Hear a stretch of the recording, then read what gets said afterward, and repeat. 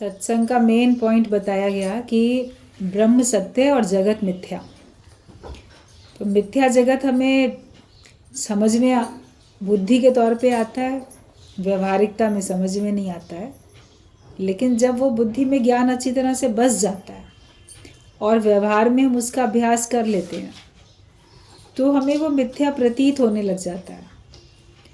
जो कुछ हमको इन आँखों से दिखाई देता है वो, या जो कुछ हम जगत के बारे में कल्पना करते हैं वो सब मिथ्या ही मानो, मतलब कि मिटने वाला, चला जाने वाला, और उसकी अपनी कोई हस्ती नहीं है। कहते ज्ञान हुआ तो अज्ञान चला गया, जैसे रोशनी हुई तो अंधेरा चला गया। अब रोशनी का तो अपना अस्तित्व है मगर अंधेरे का नहीं है। अंधेरा एब्सेंस ऑफ लाइट है, जहाँ लाइट नहीं है वहाँ अंधेरा है। हम अंधेरे को कहीं अलग नहीं रख सकते उठा के। रोशनी जिसके माध्यम से की गई, अब सूर्य की तो देखो एक पूरे ब्रह्मांड को रोशनी मिलती है, सूर्य की रोशनी, और वो भी जब जहाँ अस्त होता हुआ दिखता है तो उसके बाद अंधेरा दिखता है। आप कमरे में लाइट जलाओ तो रोशनी, बंद कर दो तो अंधेरा। तो अंधेरे को उठा के थोड़ी कहीं रखा गया, बस रोशनी हुई तो उसका कोई था नहीं, अस्तित्व अपना चला गया वो तो ऐसे ही अज्ञान का भी अपना कोई अस्तित्व नहीं है। ज्ञान हुआ तो अज्ञान चला गया। जब तक ज्ञान नहीं है तभी तक हमको जगत हर प्रकार का, शरीर स्थूल सूक्ष्म कारण, हर प्रकार के तीनों शरीर, ये सब हमको सत्य प्रतीत होते हैं। 5 तत्वों की देह, स्थूल शरीर, वो सच्चा लगता है। फिर सूक्ष्म शरीर, मन के ख्याल, वो बड़े सच्चे लगते हैं। और कारण शरीर मतलब कि बड़ी गहराई में जो अज्ञान हमारे अंदर में पड़ा है, ये भाव जो हमारे अंदर में पड़ा है कि मैं देह हूँ, ये इसके कारण से फिर हम स्थूल और सूक्ष्म में आते हैं। तो वो है तीनों ही कल्पना, तीनों ही मिथ्या है।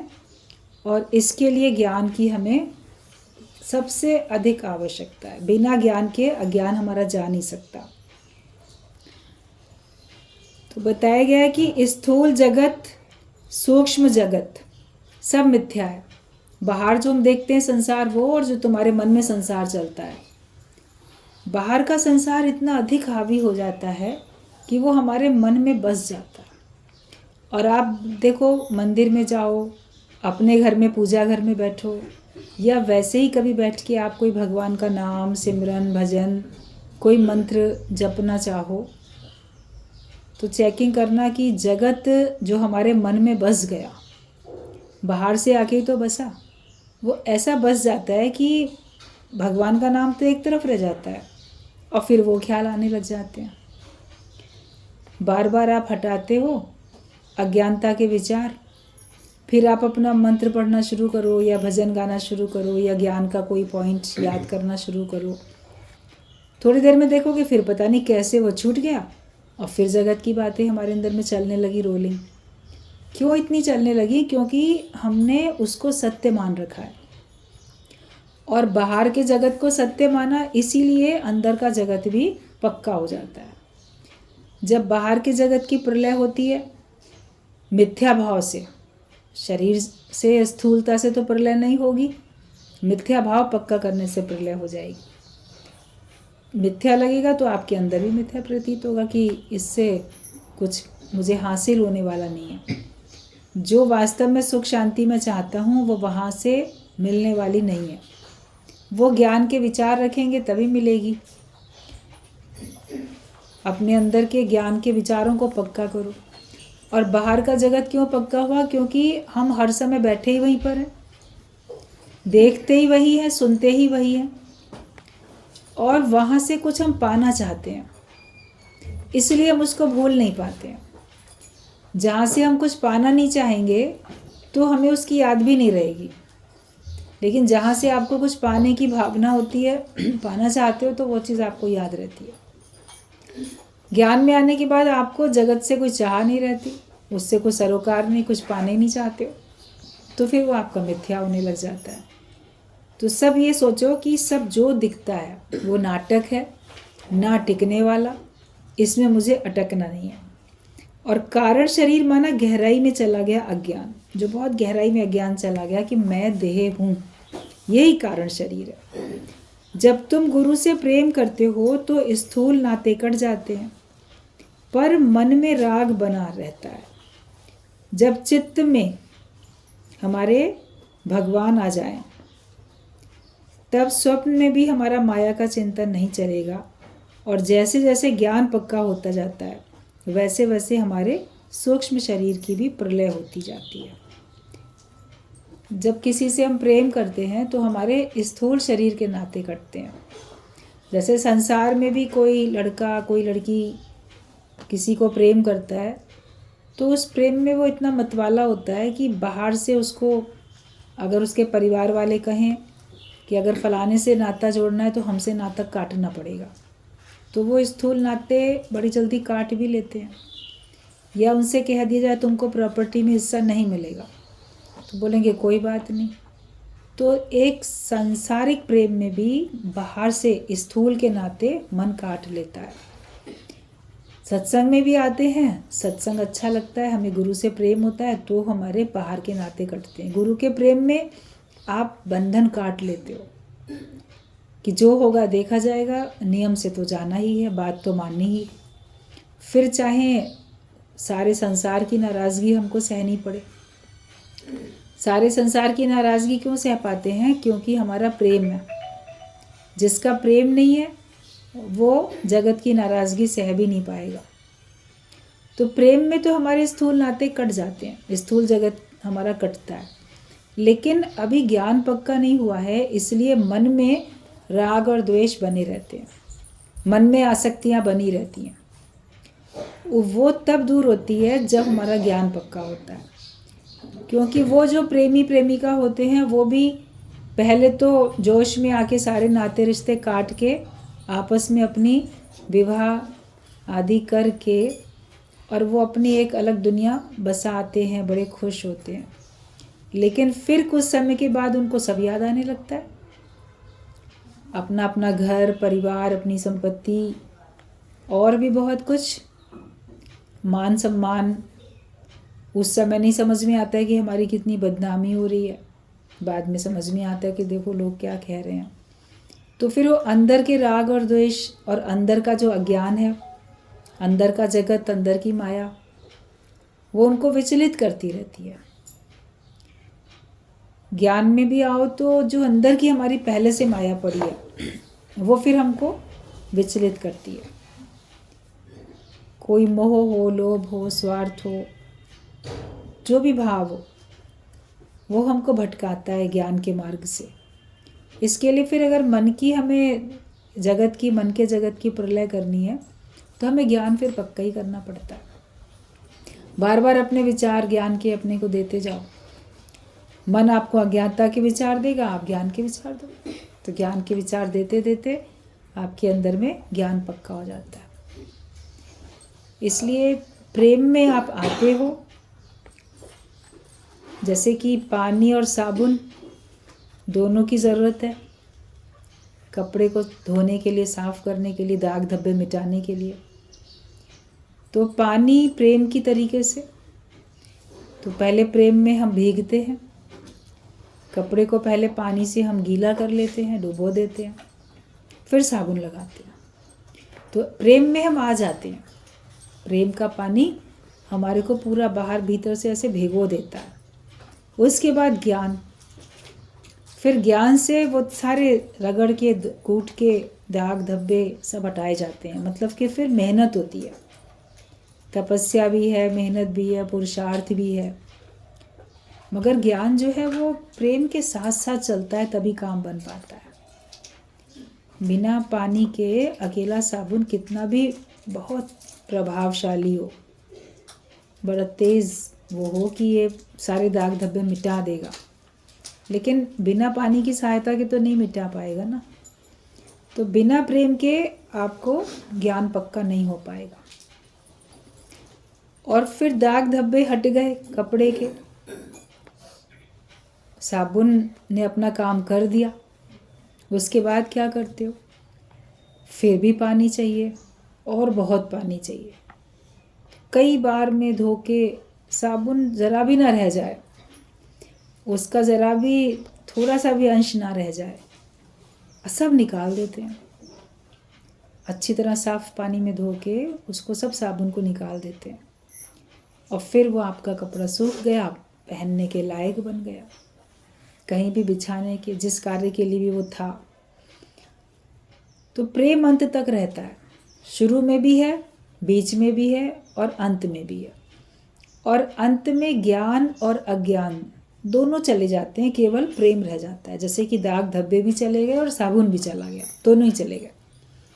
तो अज्ञान को हमने ज्ञान से दूर किया, मगर फिर ज्ञान का बोझ लेके नहीं चलता ज्ञानी। जो लोग ज्ञान का बोझ लेके चलते हैं ना, वो अहंकारी हो जाते हैं। मुझे इतना ज्ञान है, मुझे ये आता है, मुझे वो आता है, मैं श्रेष्ठ हूँ। तो फिर अहंकारी बनते हैं और अपने श्रेय साधन से गिर जाते हैं। लेकिन जो प्रेम में रहेगा उसकी कहीं गिरावट ही नहीं है। उसने सब जगह अपना आप देखा तो अहंकार भी नहीं है, श्रेष्ठता का अभिमान भी नहीं है, और वो प्रेम से परमात्मा को पा लेता है। ज्ञानी पने का उसके अंदर में आपको अहंकार कभी दिखेगा नहीं, मगर उसके प्रेम में आपको ज्ञान झलकता हुआ दिखेगा। वो ज्ञान रच गया, बस गया, जैसे मेहंदी की तरीके से। हाथों में मेहंदी लग गई, अब मेहंदी का हरापन नहीं दिखता, मगर उसकी वो लाली दिखती है, बहुत अच्छी रची है। तो ज्ञान आपको बाहर से ऐसे नहीं भी दिखेगा, लेकिन ज्ञान के कारण से जो जीवन लालो लाल हो गया, चमकदार हो गया, वो दिखेगा। तो इतना अपने अंदर में ज्ञान हमारा जब बस जाता है, तब ये अज्ञान मन के जगत की हमारी प्रलय होती है कि स्वप्न में भी माया का चिंतन ना चले। जब चित्त में हमारे भगवान का वास हो जाता है, भगवान ही भगवान बस जाते हैं, तो फिर स्वप्न में भी हमारे माया का चिंतन नहीं चलता। और जैसे जैसे ज्ञान पक्का होता है, सूक्ष्म शरीर की भी प्रलय होती जाती है। हमारे सूक्ष्म शरीर की प्रलय होती है, ज्ञान पक्का हो। ना मैं मन ही रहा, ना मैं तन ही रहा, सतगुरु मिलने से झगड़ा खत्म हो गया।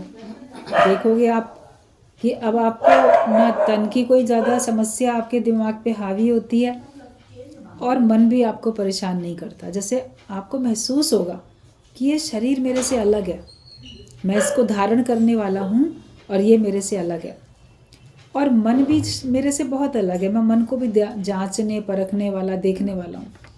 वरना मेरे मन में ही थे ख्याल, मन में ही बंधन थे, मन में ही चाहनाएं थी, और इसको देखते हैं, इसको अपने से हम अलग महसूस करते हैं। जब मन जगत से हट गया तो आसक्ति भी खत्म हो जाती है।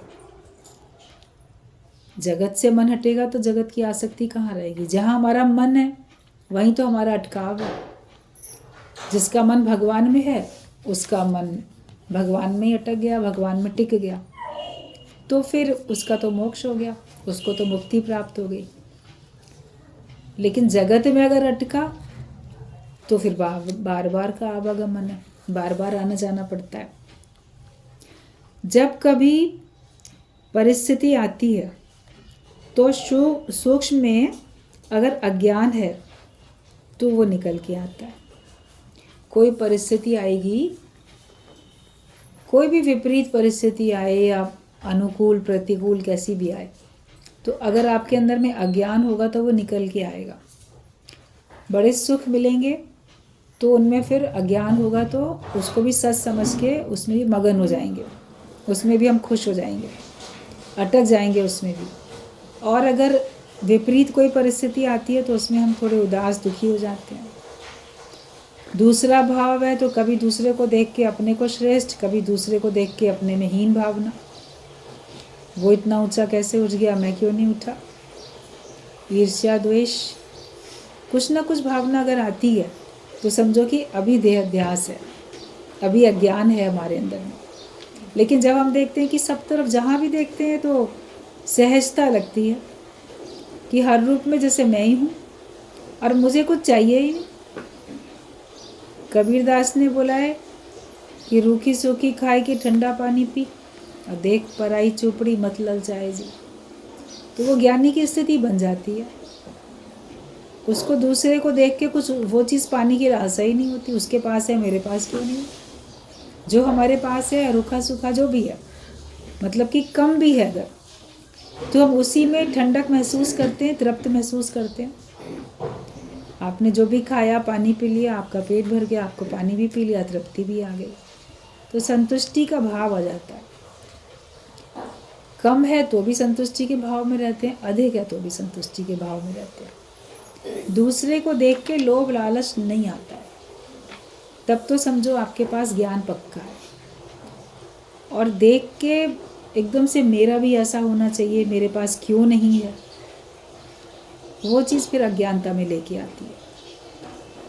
मेरे पास भी ऐसा होना चाहिए, ये भाव अगर आपने अपनी उन्नति के लिए लगाया तो अच्छा है, लेकिन ईर्ष्यावश माया के पदार्थ पाने के लिए आपने वो भाव लगा लिए तो फिर आपकी गिरावट है। किसी ने तपस्या की वो मुक्त हुआ, किसी ने सेवा की वो नज़दीक हुआ, लोकप्रिय हुआ अच्छे कार्य करके, उसको देख के आपको भाव आए कि हाँ मैं भी ऐसे ही हो जाऊं, तो वो प्रेरणा की बात हुई ना। दूसरे को देख के कहीं दूसरे के अच्छे कार्य देख के आपने प्रेरणा ली, खुद भी वैसे ही अच्छे कार्य किए, तो वो तो आपका प्रेरणा स्रोत हो गया, आपका इनडायरेक्टली वो आपका जैसे कि गुरु हो गया कि उससे आपने सीखा। और अगर देख के आपने ईर्ष्या की कि इसके पास है मेरे पास क्यों नहीं है, उसके पास क्यों है, तो फिर ये गिरावट का कारण है। जिसके पास जो है वो उसकी प्रारब्ध के हिसाब से, तो देख पराई चुपड़ी मत ललचाए जी। भाई उसके पास बहुत है तो उसको देख के हम जी क्यों ललचाते हैं। हम भी मेहनत करें, हम भी वो सब पा सकते हैं। मनुष्य अपने भाग्य का विधाता बन सकता है। तो कैसी भी परिस्थिति आती है, लेकिन अगर हमारे अंदर थोड़ा भी अज्ञान है तो वो निकल आएगा। जैसे बाल्टी में अगर तले में थोड़े भी मिट्टी है और भरी हुई बाल्टी पानी की रखी है, ऊपर से मिट्टी नज़र नहीं आती, लेकिन उस पानी को थोड़ा भी हिलाया, एक पत्थर कंकड़ कुछ डाला, तो मिट्टी अगर है तो उभर के आती है ना ऊपर, नहीं होगी तब थोड़ी आएगी। फिर चाहे कितना भी हिलाओ, कितना भी पत्थर उसमें डालो, मिट्टी उसमें है ही नहीं तो आएगी कैसे। आपके अंदर अज्ञान होगा ही नहीं तो कितनी भी विपरीत परिस्थितियां आएं, बाहर आएगा ही नहीं अज्ञान, क्योंकि है ही नहीं। अज्ञान का समूल नाश हो जाना चाहिए। टोटल जो अज्ञान है, अपना देह भाव हमारा टोटल खत्म हो जाना चाहिए। लोग परिस्थितियों को दोष देते हैं, इसने ना ये पत्थर आया तभी मिट्टी आई, इस पत्थर के कारण से मिट्टी ऊपर आ गई। ये नहीं देखते थी तब आई। तो मन अपने की करो सफाई, मन को अपना साफ बनाओ, इतना कि उसमें अज्ञान अब बचे ही नहीं। यही हमको पुरुषार्थ करना है। तुमको जगत में रहते रहते जगत के संस्कार पक्के हो गए हैं, पर इधर सत्संग में आते आते ही जगत से आसक्ति छूटती है। जब तुम प्रेम का परिवार बढ़ाते हो तो आसक्तियाँ ढीली पड़ जाती हैं। तो जहाँ रहते हो वहीं की बातें पक्की हो जाती हैं। अभी सत्संग में लगातार आते रहो तो आपको ज्ञान अच्छा लगेगा, सत्संगी अच्छे लगेंगे। घर में भी जाने के बाद बहुत देर तक आपको यही विचार आपके अंदर आके आपको आनंदित करते रहेंगे। कोई भजन की लाइन गुनगुनाते रहोगे, कोई दृष्टांत, कोई पॉइंट, वो सब अच्छा लगेगा। लेकिन जिनके बीच में बैठोगे, पड़ोसियों के बीच में, संबंधियों के बीच में, या अकेले में अपने मन के साथ भी बैठोगे, तो मन ज्योत स्वरूप तो बना नहीं है, मन तो अभी अज्ञानी है, मन जगत के ख्याल ला रहा है। कोई व्यक्ति अकेला होता है ना, मैं अकेला हूँ, मैं किसी के साथ नहीं हूँ, मेरे साथ कोई नहीं है, लेकिन उसके साथ उसका मन है। अब ये उसको देखना चाहिए कि उसका मन उसका मित्र है कि उसका मन उसका शत्रु है। मन ही दुश्मन बन जाता है। दुष्ट मन जो होता है वो दुश्मन होता है। हमारा मन वो हमको तंग करता है। मन बार बार दूसरे में कमी दिखाएगा और अपने में कमी दिखाएगा। कमी दिखा के दुखी करेगा। आईना आपको कमी दिखाता है तो आपको सुजाग सावधान करता है कि देखो यहाँ पे काजल फैल गया है, ठीक कर लो, बाल ठीक नहीं है, संवार लो, कहीं पाउडर इधर अधिक है, कहीं लिपस्टिक, जो भी आप देखते हो आईने में अपने आप को, अपनी ड्रेस या अपने आप को, तो वो आपको सावधान करता है कि ठीक कर लो, वरना बाहर जाओगे तो लोग फिर मजाक बनाएंगे। तो इसलिए लोग आईना देख के तैयार होके तब निकलते हैं कि सब फिट ठीक ठाक है कि नहीं। अब कोई आपको परेशान करने के लिए, दुखी करने के लिए बताए, लेकिन कोई आपको सावधान करने के लिए बताए, दोनों में अंतर है। तो मन हमें क्या करता है, दुखी करने के लिए बताता है, लेकिन गुरु हमको सावधान करने के लिए बताता है। लगेगा जो मेरा मन कहता है वही सही है, लेकिन ये बोलो कि जो गुरु कहता है वही सही है। उसकी बात मान लो, ज्ञान की बात मान लो, तो आपके दुख दूर हो जाए। सब दुख दूर हुए जब तेरा नाम लिया। तो केवल ज़बान से, मुख से बोलने से थोड़ी होता है कि वो नाम लिया तो दुख दूर हो गए। नाम तो आज दिन तक बहुत बार लिया था, लेकिन जब उस नाम को ही धारण कर लिया, उसी को ले लिया और अपना नाम गुम कर दिया कि मैं आज से हूँ नहीं, आज से केवल भगवान तुम ही हो, तो फिर हमारे सारे दुख दूर होते हैं। तो जगत में रहोगे तो जगत की बातें पक्की होती हैं, सत्संग में रहोगे तो सत्संग पक्का होता है। और जब ये सत्संग का, प्रेम का परिवार हम बढ़ाते हैं, ज़्यादा में ज़्यादा सत्संगियों का संग करते हैं, गुरु का संग करते हैं, सबके साथ ज्ञान की चर्चा करते हैं, तो हमारी मोह माया वाली जो हमारी आसक्तियाँ थीं, रस्सियाँ जो हमको बांधे हुए थी, वो हमारी, उनकी गांठ खोलने लगती है, ढीली पड़ने लगती हैं रस्सियाँ। और एक दिन ऐसा आता है कि हमारे सारे बंधन कट जाते हैं। प्रेम में ही सारे बंधन कटते हैं, बिना प्रेम के बंधन नहीं कटेंगे। जहाँ तुम बैठे हो वहाँ का रंग लगता है, दूर रहने पर भी सुख याद आते हैं। कहीं आप दूर हो तो भी आपको अपने पुराने सुख तो याद आते हैं। कई लड़कियां शादी करके जाती हैं तो बोलेंगी मेरे मायके में इतने सुख थे, ससुराल में नहीं है। या जहाँ रहते हैं उस घर से किसी और जगह पे गए तो वहाँ बड़े सुख थे, यहाँ तो बड़े झंझट है, जल्दी यहाँ से छूटें, वापस अपने घर जाएं। तो हमें दूर रहकर भी सुख याद आते हैं संसार के। और ज्ञानी तो रहता ही सुख में, वो रहता ही प्रेम में। वो जहाँ जाए, जहाँ बैठे, वो बोलेगा मैं तो यहाँ भी आनंद में हूँ, मैं तो यहाँ भी सुखी हूँ, मैं तो हर जगह खुश रहता हूँ। तो वो दूर रह भी रहे चाहे पास भी रहे, लेकिन वो भगवान के रंग में रंगा रहता है। तो तुम जहाँ बैठे हो तो किसके रंग में रंगे हुए हो? माया के रंग में रंगे हो कि भगवान के रंग में रंगे हो? मन किस रंग में रंगा हुआ है? और जो तुम्हारे पास है रंग गुरु से मिला हुआ, उसको अपने पास हमेशा रखो। हल्का पड़ने लगे उसको फिर वापस और पक्का कर लो। जैसे घर में वाइट वॉश कराई आपने जिस कलर की कमरे में, उसी कलर का फिर और करा दिया, कुछ समय बाद सेम कलर को फिर और करा दिया, तो आपका कमरा चमकता रहता है। तो ज्ञान के रंग में अपने को रंगो, और रोज़ रोज़ आके हम फिर इस ज्ञान के, प्रेम के रंग में अपने मन को रंगते जाएं, तो फिर हमारा मन और भी ज़्यादा चमकता ही रहेगा। तो जहाँ भी आप बैठो भगवान के रंग में रहो। मन को जानना और आत्मा में लगाना तुम्हारा काम है। इसके लिए पुरुषार्थ है। आत्म स्थिति में आने के बाद तुम सच्चा वैराग्य भी लोगे। बाहर से वैराग्य किससे लोगे? सब तो एक ही है। ये आत्म स्थिति में आए तो तुम्हारा सच्चा वैराग्य हो गया। मतलब कि जहाँ वैर नहीं, जहाँ राग नहीं, वो स्थिति हुई तो वैराग्य हो गया। बाकी और कौन सा वैराग्य किससे लेंगे? पहले त्याग को वैराग्य समझते थे कि बाहर से हम कुछ त्याग कर देते हैं, हम बड़े वैरागी हैं, हमको ना ये भी अच्छा नहीं लगता, हमको वो भी अच्छा नहीं लगता, बड़े त्यागी वैरागी हैं। तो त्याग को वैरागी एक साथ जोड़ लेते थे। और अब आप बोलोगे कि मैं वैराग्य भी लूँ तो किससे लूँ?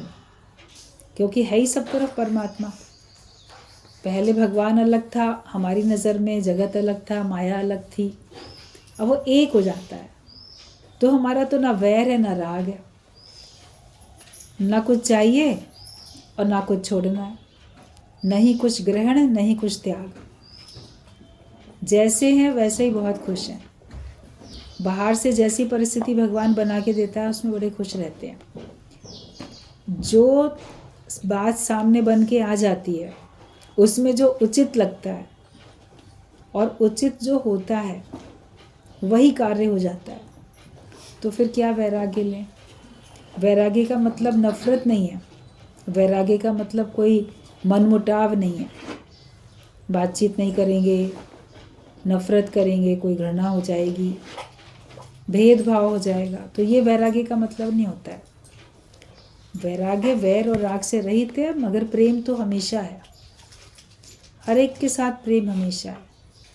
और मानवता हमारे अंदर में आए, वो ज्ञान से आती है, वो सही समझ से आती है। सबसे ऊपर मानव धर्म, सबसे ऊपर,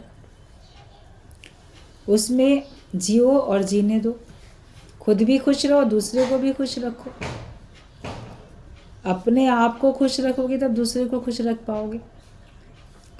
जो खुद बीमार है वह दूसरे को स्वस्थ नहीं कर पाएगा। डॉक्टर ही है, मान लो वो डॉक्टर है और वो खुद बीमार है, तो आप जाओ किसी डॉक्टर के पास इलाज कराने, मालूम पड़े डॉक्टर साहब तो खुद ही बीमार हैं, तो क्या वो उस समय आपका इलाज करेंगे?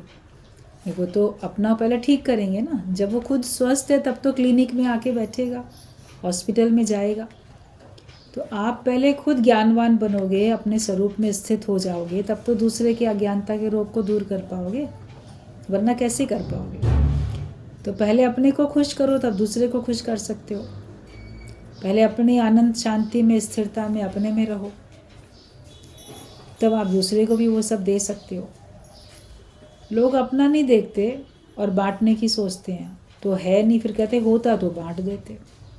मगर अपने को पहले उतना बनाओ, उतना ऊंचा उठाओ अपने आप को कि आप अपना भी कर सको और दूसरे का भी कर सको। जिसके पास होता है वो अपने को भी देखता है, दूसरे को भी देखता है। अभी उसमें देख रहे थे टीवी में, जैसे इतना भूकंप आया तो तुरंत ही राहत कार्य अपने देश से भेजा गया। और उस देश को, जो देश जिस समय बात होती है तो वो पाकिस्तान का साथ देता है, भारत का नहीं भी देता है साथ, वो हिंदुस्तान का, टर्की जो देश है। लेकिन तो भी जैसे बात हुई तो उसी के दूतावास हर जगह पे होते हैं, यहाँ पर भी हैं, हर कंट्री के होते हैं। तो कहा गया तो तुरंत कितनी ज़्यादा सहायता अपने देश से भेजी गई और सबसे पहले पहुंच गई भारत से सहायता। तो इंटरव्यू ले रहे थे वो पाकिस्तानी लोगों से, कुछ रिपोर्टर्स उनका दिखा रहे थे, तो सब इस बात की तारीफ़ कर रहे थे और इस बात में परेशान भी हो रहे थे कि अब जो पहले हमारा मित्र था वो इनका भी मित्र बन जाएगा। अब अपना शत्रु को भी, जो वैसे शत्रु देश नहीं है, लेकिन समय पड़ने पे वो मित्रता दूसरे के साथ दिखाता है, आपके बात को सहमति नहीं देता है, मगर अब जब मुसीबत में काम आया कोई तो वो ज़रूर मित्रता रखेगा कि नहीं रखेगा। तो इस बात में उनको प्रॉब्लम हो रही थी कि अब ये भी समस्या है कि अब वो उन्हीं का साथ देगा, भारत का ही साथ देगा, हिंदुस्तान का साथ देगा। तो कैसे समय पड़ने पे, चाहे कोई अपना सहयोगी हो या अपना विरोधी हो, हमारी बात को समझने वाला हो या हमारी बात को काटने वाला हो, लेकिन अगर वो मुसीबत में है तो धर्म, सच्चा धर्म ये होता है कि हम उसकी मदद करें, उसकी सहायता करें। तो वो लोग बोल रहे थे कि यही इंसानियत का असली धर्म, यही धर्म है। और फिर कुछ लोग, वहाँ के लोग बोल रहे थे, वो लोग पहले अपने आप में इतने भरपूर हैं, इतने मजबूत हैं, तभी तो कर पाए, हम लोग तो खुद ही कंगाल हैं, हम लोग के पास है ही नहीं, तो हम क्या मदद करेंगे, ऐसा भी बोल रहे थे। तो बात सच्ची है, पहले हम भरपूर होंगे, हम ज्ञानवान होंगे, हमारे पास सब कुछ होगा, तब तो हम किसी को दे पाएंगे। तो पहले हम आप सुधरें, फिर औरों का सुधार करें। और ये जैसे ये घटनाएं इस तरह की जब देखते हैं राजनीति में भी सब में, तो पुराना दृष्टांत हमको याद आ रहा था कि एक गुरु ने कहा अपने शिष्यों से कि कल तुम लोग कोई बहुत एक अच्छा अच्छा काम करके आना। आज यहाँ से जा रहे हो सत्संग से सवेरे, दिन भर में कोई भी एक अच्छा काम करके आना और कल बताना कि तुमने क्या किया। तो चले गए शिष्य लोग। फिर किसी ने देखा कि जो मेरा पड़ोसी है वो गरीब है और उसके यहाँ बेटी की शादी होनी है, तो उसने जाके उसकी अच्छी सी धन से मदद कर दी। फिर किसी ने देखा कि कोई और है जिसको खाने के लिए भी नहीं है, तो उसने जाके उसकी अच्छा सा अन्न दे के अन्न से मदद की। फिर किसी ने धन से मदद की, किसी ने अन्न से मदद की। फिर कोई और था सत्संगी, वो भी घूम रहा था, कोई अच्छा काम दिखे तो उसने देखा कि एक बूढ़ा आदमी है, बोझ उठ भी नहीं रहा है और वो मजदूरी करने के लिए ठेला गाड़ी हाथ से खींच के लेके जा रहा है, बड़ी मुश्किल से। उस पर बहुत सारी बोरियां लदी हुई हैं उस ठेले पे। तो उसने उसकी मदद की, उसके साथ मिलके उसको धक्का दे के, उसको धकेल के उसके बोझ को, ठेला गाड़ी को ले जाके जहाँ तक वो ले जाना चाहता था वहाँ तक वो लेके गया। तो उसने तन से मदद की। तो ऐसे उसको लगा ये सब हम अच्छे अच्छे काम कर रहे हैं, कल बताएंगे गुरु को। फिर एक जो था वो घूमता रहा, उसको समझ में नहीं आ रहा था क्या है क्या नहीं है, किसको क्या मदद करूं। तो जब वो गया तब तक थोड़ी थोड़ी शाम होने लगी थी। तो क्या देखा कि नदी किनारे, ऐसे समुद्र किनारे, जो उसका शत्रु है वो वहाँ पे रेत में ऐसे लेटा सो रहा है, आंखें बंद किए सो रहा है।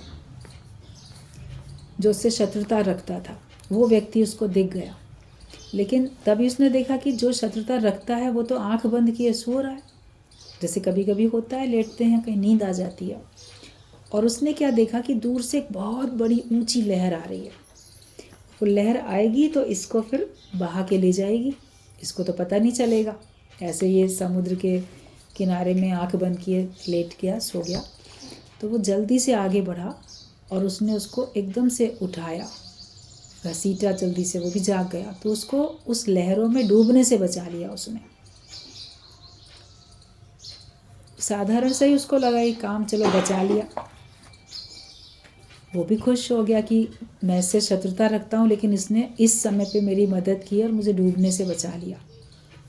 चला आया वो, मगर वो सोच रहा था कि मैंने आज दिन भर में मुझे कोई ऐसा सत्कर्म अच्छा काम करने को मिला ही नहीं, क्या बताऊंगा गुरु को। लेकिन चलो ठीक है। अगले दिन जब पहुँचे सबके सब, तो सबने अपने अपने बताए कार्य कि हमने ये किया, हमने ये किया, हमने वो किया। तब गुरु ने सबकी बात सुनी और कहा कि हाँ, सब ने बहुत अच्छा काम किया, लेकिन इन सब में सबसे श्रेष्ठ कार्य इस व्यक्ति का है जिसने किसी को डूबने से बचा लिया, और वो भी जो शत्रुता रखता है उसको डूबने से बचाया। तो ये सबसे अच्छा काम हुआ। वरना पड़ोसी की मदद भी सभी लोग कर ही लेते हैं क्योंकि हमारा उनसे अच्छा रिश्ता नाता होता है, या ऐसे मन में दया की भावना आती है तो हम इंसान, जानवर, किसी को भी खाने पीने के लिए दे देते हैं। शरीर में शक्ति होगी तो किसी का बोझ उठा पाएंगे, बल होगा तभी तो कर पाएंगे। लेकिन ये मन को मोड़ने वाली बात थी कि मन को मोड़ा और शत्रुता भाव उस समय नहीं रखा और उसके प्राण बचाए। तो किसी के प्राण बचाना सबसे बड़ा काम, और उस व्यक्ति के जो उसको पसंद ना करता हो, उसका विरोध करता हो, उसकी शत्रुता करता हो, तो ये सबसे बड़ा काम है। तो ऐसे ही ये महान कार्य हो गया। तो ऐसे ही गुरु हमारे जीवन में ज्ञान इतना भर देता है कि हम सहजता में कार्य कर पाते हैं और वो कार्य महान होते हैं। ज्ञानी का हर कर्म जो होता है वो शोभायमान होता है, उसके दिव्य कर्म होते हैं, शोभायमान होते हैं। और जिस समय उसको लगता है कि कहीं किसी को किसी चीज़ की आवश्यकता है तो वो मित्र और शत्रु नहीं देखता है, वो उसकी मदद करता है। तो ये महानता हमारे अंदर में ज्ञान से आती है। सही समझ जब हम धारण करते हैं तब ये महानता हमारे अंदर में आती है कि हम किसी की कर पाएँ। ज्ञान होगा तभी हम इस प्रकार की मदद कर पाएंगे, सही समझ होगी तभी हम इस प्रकार की मदद कर पाएंगे। वरना हर एक बोलेगा हमारा इससे क्या मतलब, ये अपने आप कहीं से पूछे, अपने आप कहीं से करे, इसकी जो समस्या है ये अपने आप निपटे, ये कोई मेरा मित्र थोड़ी है। लेकिन वो तुम्हारा मित्र नहीं है, लेकिन शायद कभी तो तुम्हारा मित्र रहा होगा, तभी तो आज वो तुम्हारा शत्रु बना है। ऐसे तो अनजान लोग तो तुम्हारे शत्रु नहीं बन जाते हैं, जो मित्र होते हैं वही शत्रु बनते हैं, और शत्रु ही फिर कभी मित्र बनते रहते हैं। अकारण कोई शत्रुता कर लेता है, मगर तो भी उसमें कोई कारण छिपा होता है, मगर ज्ञानी को उससे कोई फर्क नहीं पड़ता। जो अच्छा सही अगर डॉक्टर होगा तो वो ट्रीटमेंट करेगा, पेशेंट चाहे कोई भी हो,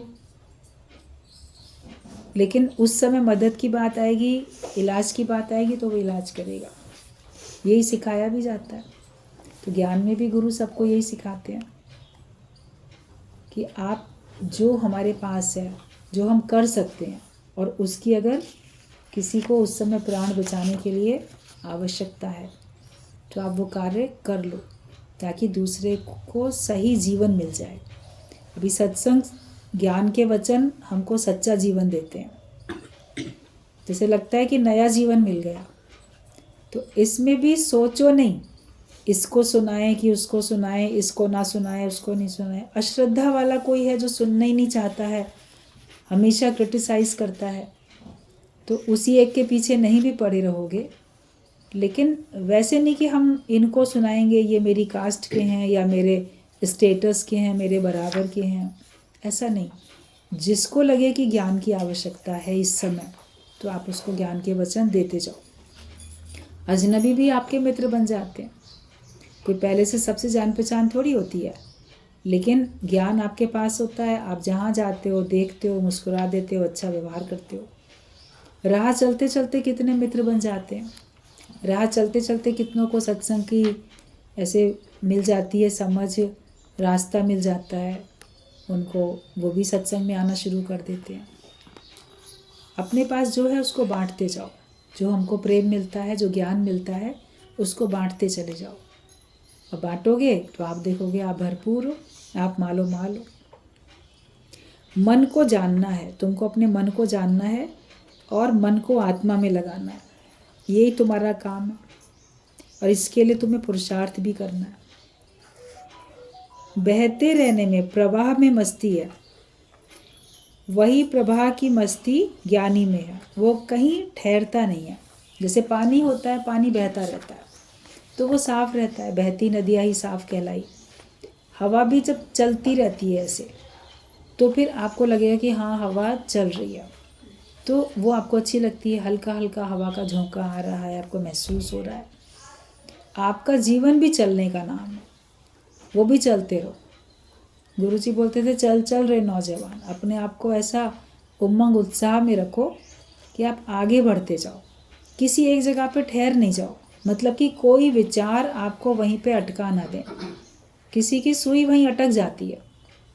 पहले ज़माने में रिकॉर्ड प्लेयर होते थे और उनको चलाया जाता था, तो उसमें आवाज़ आती रहती थी, सुई होती थी, उसको सुई को उस पर प्लेयर को उस पर रखते थे रिकॉर्ड के ऊपर, तो वो घूमता था और वो चलती थी। फिर कहीं पे अगर ज़रा सा भी क्रैक या कुछ होता था, टूटा, तो वो सुई वहीं अटक जाती थी। फिर वही शब्द बार बार, वही शब्द बार बार सुनाई देता रहता था, आगे नहीं बढ़ पाता था। तो फिर उसको उठा के थोड़ा सा आगे रखते थे, तो आगे से वो रिकॉर्ड बजना शुरू होता था। तो जब कोई आगे नहीं बढ़ता, पुरानी बात वही बात लिए बैठा रहता है, तो गुरुजी बोलते थे ये टूटा रिकॉर्ड है, इसकी वही बात, रोज़ की एक बात, ये दूसरी नई बात करता ही नहीं है। तो जो नई बात नहीं करेगा तो वो वहीं का वहीं रह जाएगा। आप जो बात जो दिमाग में एक बार समा गई तो वहीं की वहीं रह जाएगी। और वो टूटा रिकॉर्ड अगर हम बनेंगे तो उसके बाद फिर क्या है, वो भूलेगा नहीं वही बात, तो अपने को भी कष्ट, दूसरे को भी कष्ट। और भूलोगे नहीं तो भूलना तो सारे दुख दर्द की दवाई है। नहीं भूलेंगे तो दुख दर्द में भी रहेंगे। और वो कभी दिमाग में इतना बैठ जाएगा, वो ख्याल, वो विचार, वो परिस्थिति, तो उसको नहीं हटा पाओगे तो तुम्हारी स्वाभाविक स्थिति भी नहीं रहेगी, तो तुम एबनॉर्मल होने शुरू हो जाओगे। लोग बोलेंगे ये नॉर्मल नहीं है, एबनॉर्मल हो गया है, पागल हो गया है, इसका मानसिक इलाज कराना पड़ेगा। क्योंकि वही जो एक बात दिमाग में एकदम झटके से चली गई वो हट नहीं पा रही है, तो माइंड वहीं पर ही अटक जाता है किसी का ख्यालों में। तो चलना हमारा काम है, तभी हमारी उन्नति होगी। तो एक जगह रुक के नहीं बैठो, मतलब कि एक ख्याल को पकड़ के नहीं बैठो, उससे भी आगे बढ़ो। वहाँ तक अनुभव ले लिया, वहाँ तक सीख लिया, उसके भी आगे बढ़ो। वही बात क्यों बार बार हम दोहराते रहें? तो उसी में अगर हम आगे बढ़ते जाएंगे तो हमारे जीवन में भी मस्ती आती चली जाएगी। जितना हम प्रवाह रहता है हमारे अंदर में, तो वाह वाह होती रहती है, जीवन में वाह वाह रहती है, मस्ती छाई रहती है। तो कहीं ठहरो नहीं, मतलब कि कहीं अटक नहीं जाओ। इतना परमात्मा का नाम का नशा है, उसमें आप डूबते चले जाओ।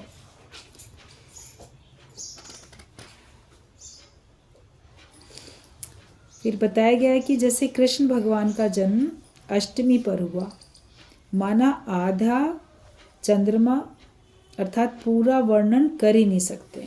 जैसे अष्टमी पे जो अष्टमी का जो चांद होगा तो वो पूरा तो होगा नहीं, अधूरा ही होगा ना, पूर्णमासी पे ही पूरा होता है। मतलब कि भगवान का पूरा वर्णन हम अपनी ज़बान से कर ही नहीं सकते हैं। जितनी भी महिमा गाते हैं, जितना भी गुणगान करते हैं, वो सारा का सारा हम बोलेंगे हमने पूरा कर लिया, मगर फिर भी पूरा नहीं किया, फिर भी वो अधूरा ही अधूरा है।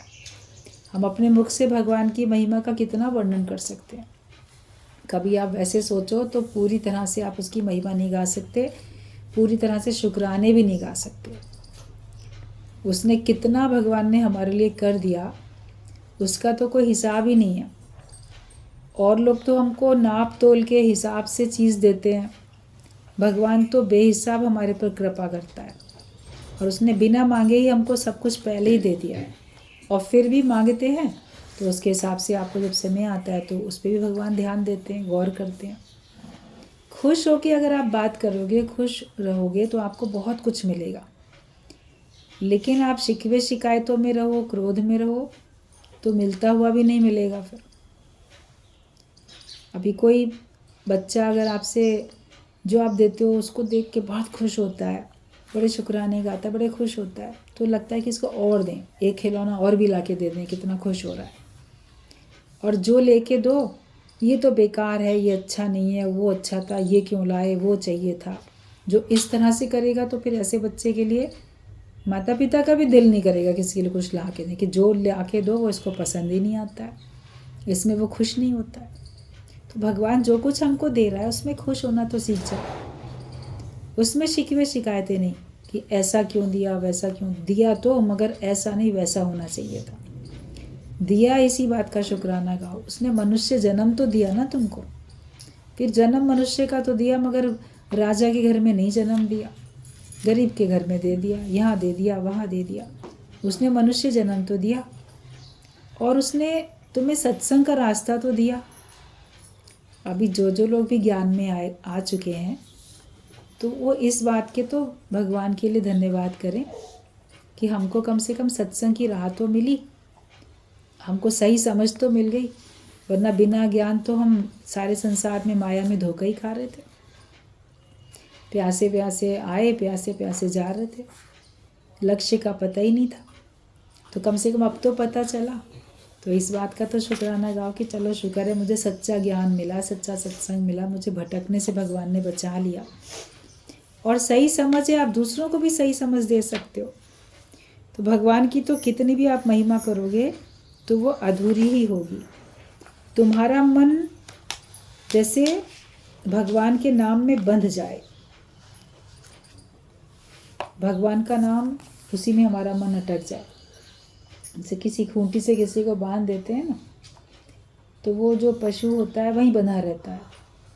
तो मन भी भगवान के नाम में बंध जाए, तो थोड़ा थोड़ा तो चक्कर लगाएगा, मगर भटक के जाएगा नहीं कहीं। अभी आपका मन थोड़ा थोड़ा तो संसार में घूमेगा, लेकिन घूम फिर के वापस तो आएगा ना भगवान में।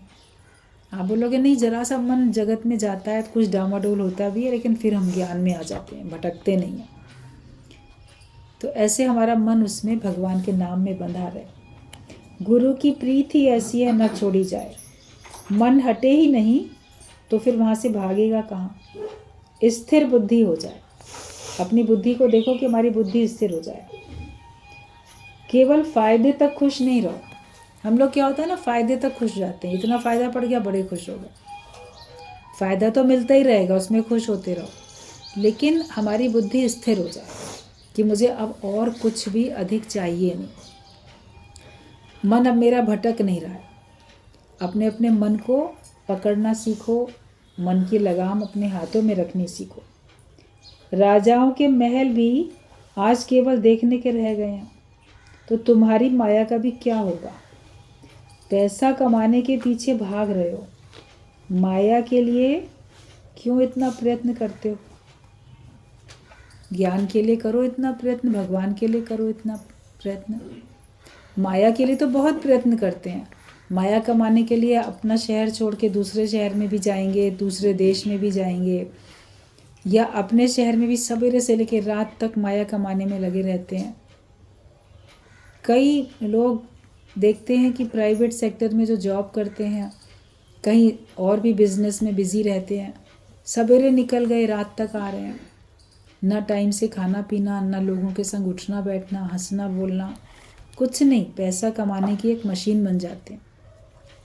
तो माया कमाने के लिए तो इतनी मेहनत है, इतनी मेहनत करके जोड़ भी ली, इस्तेमाल कितनी की। जितना आपने इस्तेमाल कर लिया वो ही आपके भाग्य का था। जो बचा रह गया वो पता नहीं किसके भाग्य का, आपका थोड़ी है।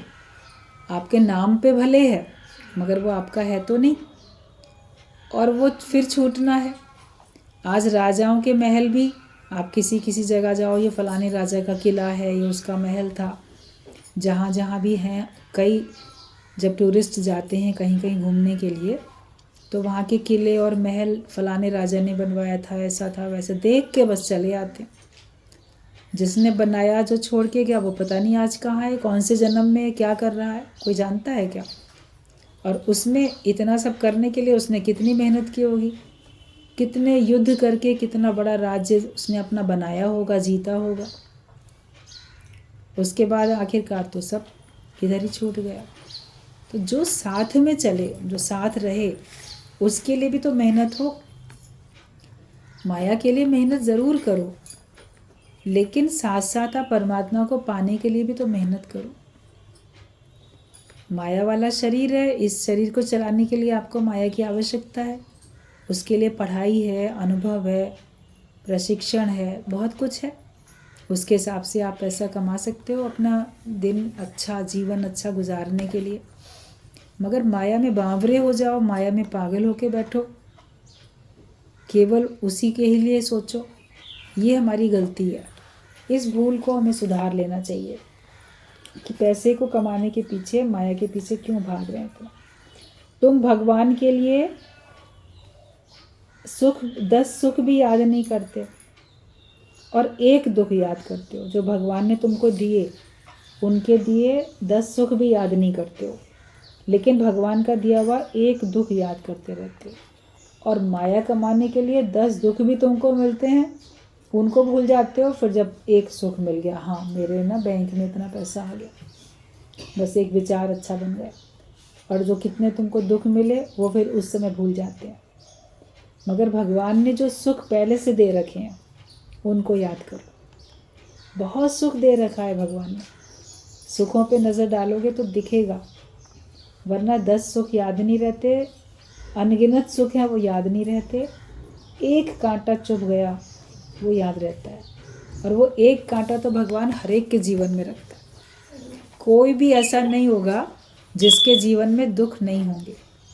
माया में अधूरापन है, और उसके लिए वो जो भी माया में रहता है, जो भी संसार में आता है, कहीं ना कहीं कोई एक कष्ट का कांटा उसके जीवन में भगवान चुभो के रखते हैं।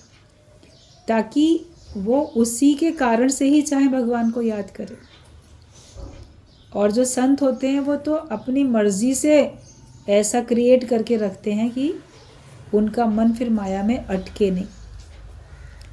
एक बार एक दृष्टांत था कि एक संत अपनी कुटिया में रहता था। एक बार कुछ चोर जा रहे थे, उनको कोई उस दिन चोरी करने के लिए कोई मौका ही नहीं मिला कहीं किसी के घर में। बोले आज की तो रात हमारी बड़ी व्यर्थ जा रही है, कहीं कोई हाथ नहीं लगा कुछ भी सामान। फिर संत की कुटिया दिख गई। बोले चलो आज यहीं पे देख लेते हैं, यहीं से कुछ तो मिल जाएगा, संतों को भी तो लोग दान दक्षिणा देते हैं, कुछ तो होगा। तो वो संत की कुटिया में ही घुस गए चोर। अब वहाँ पे गए तो संत की तो आँख भी खुल गई, जग गया संत। तो बोले कि बस चुप रहना, शोर नहीं मचाना, जान से मार डालेंगे और हम देख लें क्या है। तो संत एकदम से कहता है ठीक है तुम्हें जो ले जाना है ले जाओ, लेकिन बस वो पोटली मत ले जाना, बस वो जो गठरी एक छोटी सी रखी थी वो मत ले जाना, बाकी तुमको जो ले जाना है ले जाओ, मुझे कोई परवाह नहीं है। अब वो सोचे कि इसी में इसने तो कोई धन इकट्ठा बांध के रखा होगा, कह रही पोटली मत ले जाना, बाकी सब चाहे ले जाओ। तो उन्होंने कहा हम यही लेके जाएंगे। बहुत कह रहा भैया मत ले जाओ, इसको मत ले जाओ, मेरी बात मान लो, ये पोटली ना ले जाओ। उन्होंने तो वही पोटली उठाई और भाग लिए। गए आगे जाके बैठे एक जगह पे, बोले चलो खोलते हैं, जो माल होगा सब हम लोग बराबर में बांट लेंगे। अब जैसे ही उसको खोला एकदम से इतने हैरान हो गए, उसमें कई सारे बिच्छू बंधे हुए थे, बंद थे अंदर। अब ऐसे बिच्छू, अब एकदम से बिच्छू चारों तरफ दौड़ने लगे, काट लिया एक आदमी ने। तो बड़े तड़पे परेशान हुए कि अरे, तो संत बड़ा चालाक निकला, उसने जानबूझ के ऐसा कहा कि ये नहीं ले जाना ताकि हम उसी को लेके जाएं और ये बिच्छू हमें काटें, तो हमको बिच्छू से कटवाने के लिए इसने ऐसा किया होगा। अब किसी सूरत उन्होंने क्या किया कि उन बिच्छुओं को वापस किसी और डंडी से इससे उसे धकेल के वापस पोटली में बांध लिया। बोले अब उसी के घर में डाल के आएंगे और उसे सब कह के तो आए। गए, बोले बड़े तुम समझ होशियार चालाक हो, हमें बिच्छुओं से कटवाने के लिए तुमने ऐसा किया। बोला मैं तो पहले ही कह रहा था इसको मत लेके जाओ, तुमने क्यों मानी बात मानी क्यों नहीं? बात मान लेते तो तुमको बिच्छू नहीं काटते। मैं तो मना कर रहा था ना कि नहीं लेके जाओ, और कुछ ले जाते। तो उसने कहा लेकिन तुमने ये बिच्छू यहाँ बांध के रखे क्यों हैं? बोला मैंने इनको जानबूझ के पाल के रखा हुआ है, ताकि जब मैं रात में सोता हूँ तो मैं जो हूँ इनको खोल देता हूँ। जब गहरी नींद में हो जाता हूँ मैं इनको खोल के सो जाता हूँ कि अगर ये मैं कभी ध्यान में हूँ, मैं खोल देता हूँ कि ये कहीं घूमते फिरते मुझे काटेंगे, तो मेरा ध्यान अगर कहीं और होगा तो मेरा ध्यान फिर भगवान में आ जाए। तो अपने भगवान के ध्यान में अपने को लाने के लिए यही मैं साधना करता हूँ। मैं बिच्छुओं को पाल के रखता हूँ। जब मेरी असावधानी होती है, मैं सावधानी रखूँगा तो मैं इनसे बचता रहता हूँ, भगवान को याद करता हूँ। असावधानी होती है, बिच्छू काट लेता है, तो फिर एकदम लगता है कि अरे मैंने सावधानी नहीं रखी। तो मैंने अपने लिए ही रखे। संत की तो अटपटी बातें, चोरों की बात को समझ में आई नहीं। बोले चलो जो इसको करना है करे, चले गए। लेकिन हम लोगों को तो उसकी बात समझ में आ जाती है ना। संत की बातें हम लोग को तो समझ में आनी चाहिए। मतलब कि जो कष्ट देने वाली परिस्थितियां हैं, ज्ञानी तो उनको भी पाल के रखता है कि वो कष्ट देंगी तो भगवान याद आएंगे।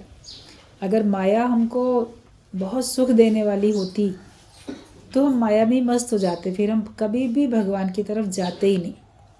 दुखों से अगर चोट खाई ना होती तो प्रभु तुम्हारी याद आई ना होती। तो और लोग तो बचते हैं, ना आए कोई दुखद परिस्थिति, लेकिन संत तो जैसे उसको भी पाल के रखता है कि ठीक है, अगर जो दे रखा है, माया में तो कष्ट है ही, उनमें सुख बहुत कम है, आभास मात्र है, 1% है, बाकी 99% तो उसमें कष्ट ही है। ज्ञानी उसमें भी भगवान का नाम लेता है। तो सुख आए तो भी वाह वाह है, भगवान का नाम ले रहे हैं, भगवान तेरी मर्जी से मिला। दुख आया तो भी तेरी मर्जी से मिला। तो कोई तो जानबूझ के दुखों को इकट्ठा करके रखे है, और आपको मिलता है तो आप हाय हाय करते हो, शिकायत करते हो। बोलो भगवान जो किया तो बहुत अच्छा किया, इसी बहाने हम तुम्हारा तो एकदम सिमरन करते हैं, वरना कैसे करते सिमरन। कभी भी शिकवे शिकायत में नहीं अपना जीवन बिताओ। जैसे भाव रखोगे वैसे ही होते चले जाओगे। जो जैसा भाव जगाए वो वैसे ही फल पाए। अगर किसी के साथ भी अच्छे भाव से आप बात करते हो तो वहाँ से भी अच्छी रिप्लाई मिलती है। भगवान से भी अगर आप शुक्रगुजार होकर रहते हो तो आपको वहाँ से भी सुख मिलता है। खुश रहोगे तो आपको हर नज़ारा अच्छा लगेगा। जब मन खुश होता है तो सब तरफ अच्छा ही अच्छा दिखता है।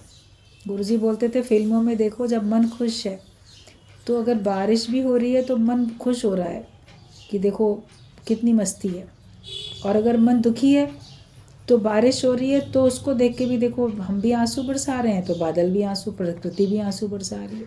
तो उसी बारिश को देख के जब मन दुखी है तो उसको वो और दुख पक्का हो रहा है, दुख लगता है, और जब मन खुश है तो वो उसको अच्छा लगता है। तो है तो सारा खेल अपने मन का। मन को जीतने वाले बनो। मन के ख्याल ऐसे करो जो कि तुमको कभी दुख ना दे पाए, और अगर कहीं प्रारब्ध अनुसार कोई भी कष्ट आता भी है तो उसको सहना सीखो और भगवान की रज़ा में राज़ी रहना सीखो। फिर आप देखोगे आपके पास सुख ही सुख है, आपके पास दुख फिर कभी है ही नहीं।